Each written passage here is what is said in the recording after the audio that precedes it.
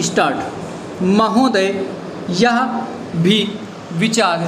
किया गया है कि जो व्यक्ति समाज में काम करता है, चाहे आविष्कार का काम करे चाहे दूसरा कोई काम करे, उसको उस काम में तब तक सफलता नहीं मिल सकती है जब तक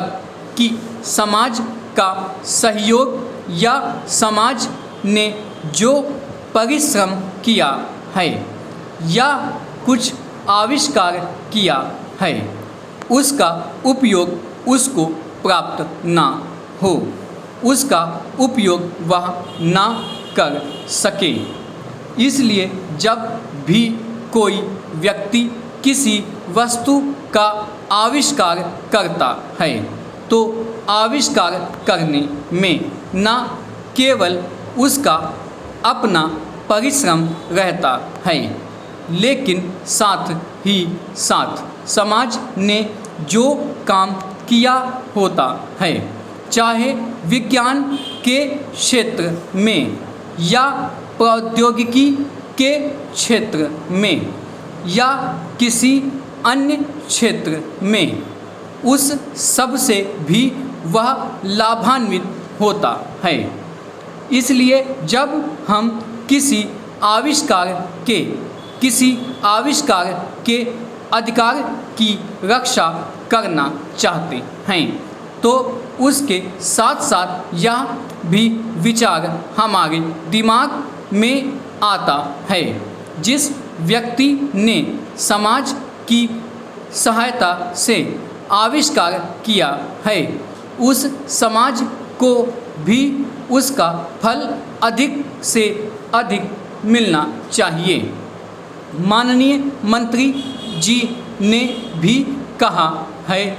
कि पेटेंट लॉ इस सिद्धांत पर आधारित होना चाहिए। पैरा, मैं समझता हूँ कि पेटेंट लॉ के पीछे दो सिद्धांत निश्चित हैं। पहला सिद्धांत तो यह है कि जो व्यक्ति परिश्रम करके धन लगाकर अपना दिमाग लगाकर के किसी वस्तु का आविष्कार करता है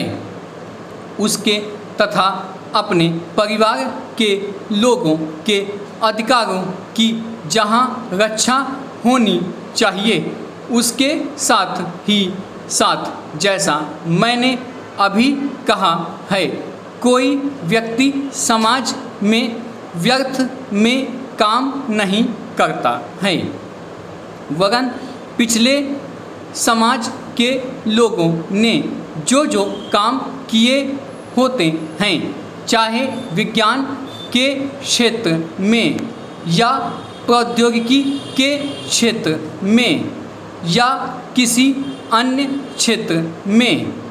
और जिनके आधार पर वह कोई आविष्कार करता है, उसको उसका प्रतिफल तो मिले, लेकिन जो परिणाम हो उसका प्रतिफल समाज को भी मिलना चाहिए। मंत्री महोदय ने कहा है कि जो यह सिद्धांत है वह अभी भी इस विधेयक के पीछे स्थापित किया गया है और इस बात का ध्यान रखा गया है कि जहां हम किसी व्यक्ति के आविष्कार के जो अधिकार हैं, चाहे धन के उपार्जन का अधिकार हो या प्रतिष्ठा प्राप्त करने का अधिकार हो, उसे प्रतिष्ठा का और चाहे धन का, दोनों का लाभ व्यक्ति विशेष को भी मिले।